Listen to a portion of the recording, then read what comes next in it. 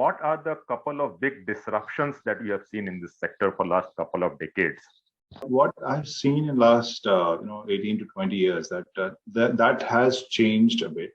We are still very value centric customers, but at the same time it is not only value for money. We have started, the customers have graduated into the feature rich kind of products. So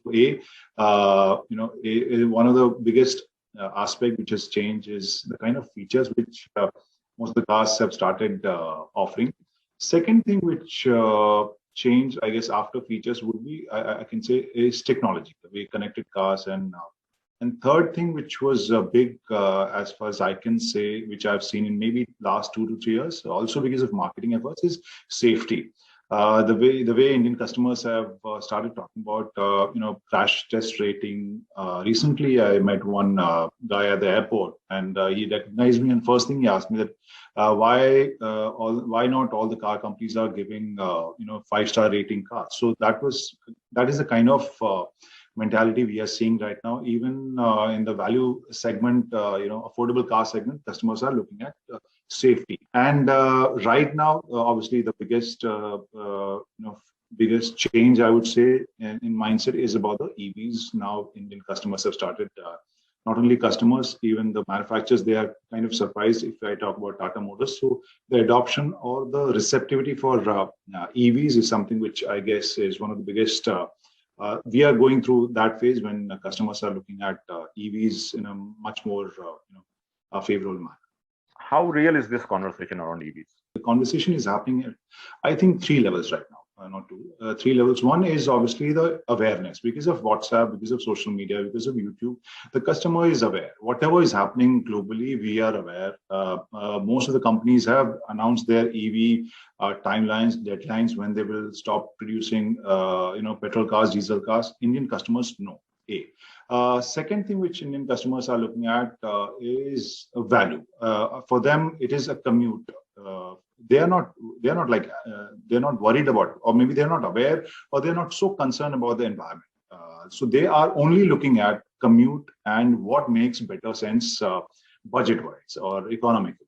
And third is, I would say, the activists and change makers or influencers who are talking about electric vehicles. And I think these 3 conversations are happening, or 3 discourses are kind of parallel. And I guess in 2 to 3 years, we will see a combined outcome of all these 3 discussions. When initially you mentioned the psyche of a typical Indian customer, and you mentioned kitna deti hai, is that the same which is now getting converted in favor of EV, which is now pushing them to ask these questions? Post lockdown 1, lockdown 2, I think many of us, we started calculating in reality how many kilometers are we covering in a week. So that understanding has helped them to gauge what kind of range they need, what kind of should they really be worried about the range or that range anxiety, when should it hit you? Because we have seen the growth in electric two-wheelers. And I guess because last mile connectivity, one of the biggest factors, that's why they're growing. And also in two-wheelers, we are also seeing that the charging infrastructure or mechanism is still kind of flexible. So some of the products you can actually take out the batteries and charge at home. So that flexibility has helped the two-wheeler industry. A lot of state governments and central government is nudging towards EV. So what is it that these governments can do more to be slightly more decisive that the future is EV?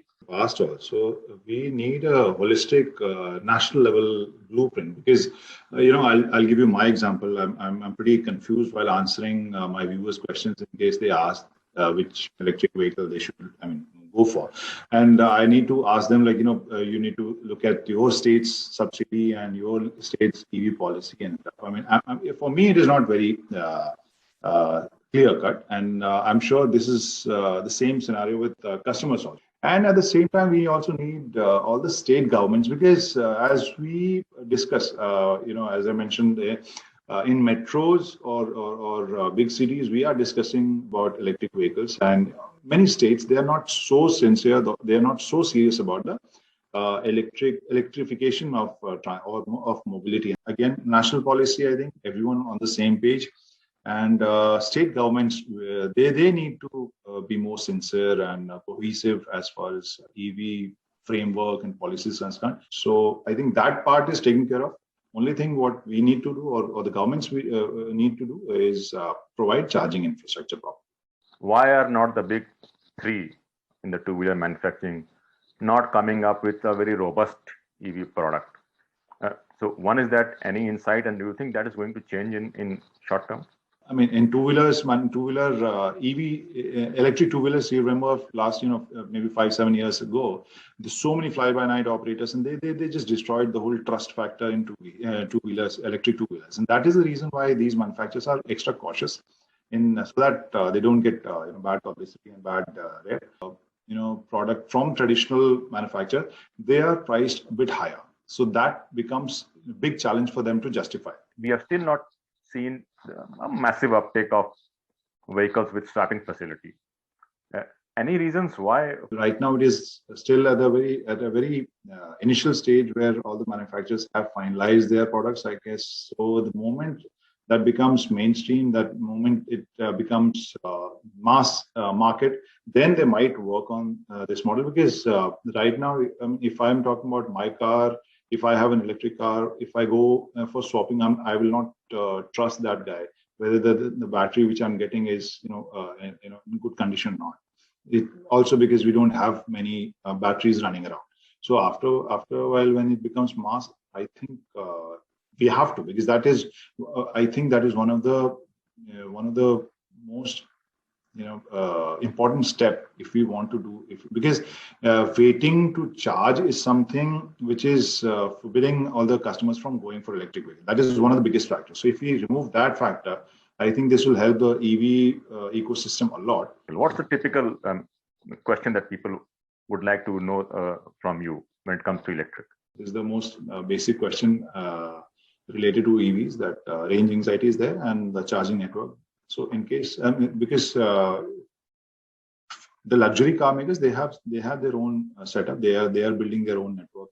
But in this segment, they know that the manufacturers will not provide them exclusive charging points. So they have to rely on other network, common public network. So these two things we generally discuss. Ek to range kya hoga, and then where's the charging station, or how to charge. State government, so in case if state government is more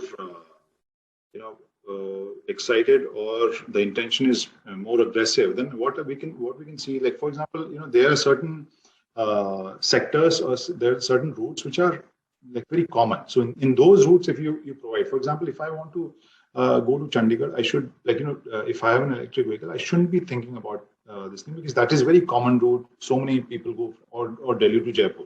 So if Delhi, Haryana, Rajasthan, these governments, they provide all these small, and just like old school PCOs, that is a common, my favorite example. If we provide that kind of charging station, maybe I can stop for like half an hour, and then again stop after, because we end up stopping for chai and coffee anyway.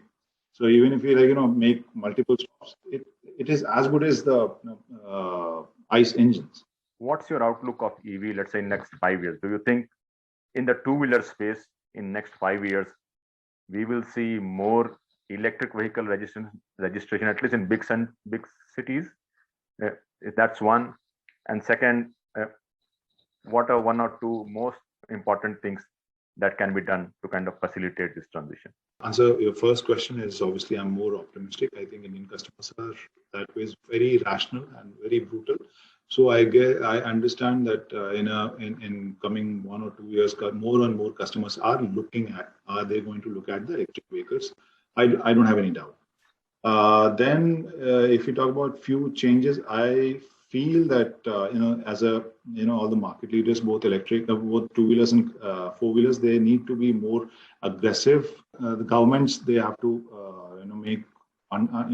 they have to start thinking about the charging infrastructure and few proper actions so that customers can see those changes. For example, if you see in Delhi, Noida, or Gurgaon, those charging station, somehow, even if I don't own electric vehicle, I have some kind of messaging going on. Okay, the ecosystem is growing. So that kind of setup has to be there, where customers can come and charge their vehicles, and they all of them have to come on one, so they have to get some kind of consensus. And I guess in 2 to 3 years we'll see some real action in electric vehicle sector.